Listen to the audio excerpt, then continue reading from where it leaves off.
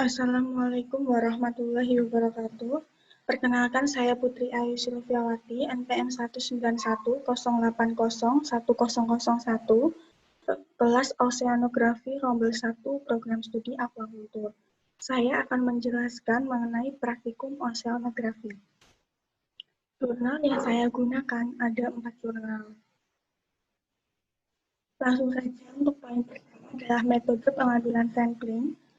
Yang pertama ada kecepatan arus. Kecepatan arus diukur dengan menggunakan 2 botol yang dihubungkan dengan tali rafia sepanjang 30 cm antara botol 1 dan botol 2. Kemudian botol 1 yang berada di ujung diisi dengan air laut sebagai pemberat. Dan botol kedua dibiarkan kosong sebagai pelampung dan diikat tali rafia sepanjang 3 meter. Kemudian hanyutkan botol tersebut mengikuti arah arus air laut bersamaan dengan stopwatch.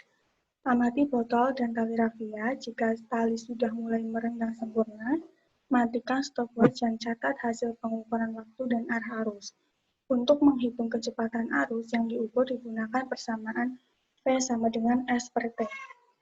Lalu ada kecerahan. Pengukuran kecerahan air dilakukan dengan menggunakan alat sesidis, yaitu dengan cara mencelupkan perlahan sesidis ke dalam air dari mulai tampak hingga tidak tampak lagi sesidisnya. Kemudian angkat dan ukur berapa panjang tali yang masuk ke air. Lalu ada suhu. Pengukuran suhu dengan menggunakan termometer, yaitu dengan mencelupkan 3/4 panjang termometer ke dalam air selama kurang lebih 2-3 menit. Kemudian angkat perlahan dan jangan sampai kehilangan kontak dengan perairan.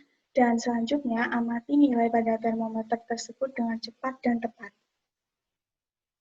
Lalu ada salinitas. Salinitas diukur menggunakan refraktometer. Prinsip ini memanfaatkan indeks bias cahaya untuk mengetahui tingkat salinitas air. Selanjutnya ada pH. Diukur menggunakan kertas lakmus dengan cara memasukkan kertas lakmus ke dalam air, kemudian amati perubahan warna pada kertas lakmus tersebut.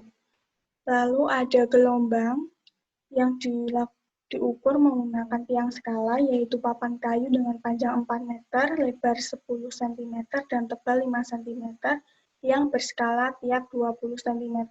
Pengukuran tinggi gelombang dilakukan dengan mengamati puncak dan lembah gelombang. Poin kedua ada pengaruh terhadap kualitas air. Yang pertama adalah kecepatan arus di perairan Lok Bubon berkisar antara 0,12 sampai 0,20 meter per sekon yang dianggap masih cukup baik untuk kegiatan budidaya.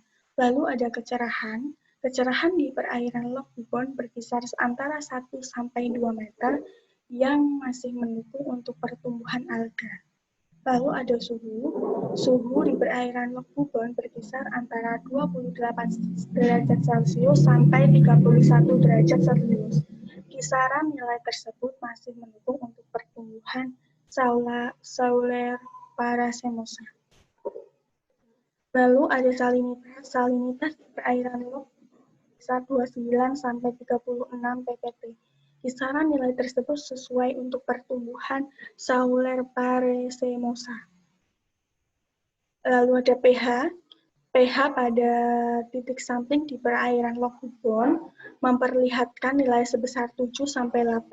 Perbedaan pH dalam perairan diduga disebabkan adanya perbedaan waktu pengukuran dan juga pencampuran air dari muara, sehingga pH di perairan juga cukup bervariasi.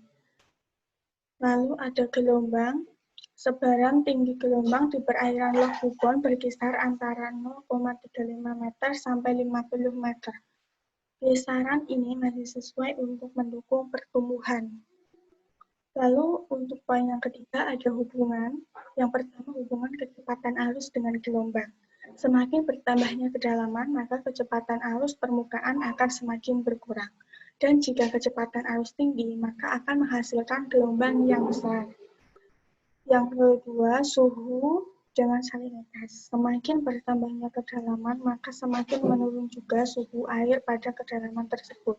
Dan semakin tinggi suhu, maka salinitasnya akan semakin tinggi juga seiring dengan peningkatan kenaikan suhu. Yang ketiga ada pH dengan kecerahan. Semakin ke muara, pH air semakin asam dan kecerahannya rendah karena adanya pertambahan bahan-bahan organik yang kemudian membebaskan karbon dioksida apabila terurai.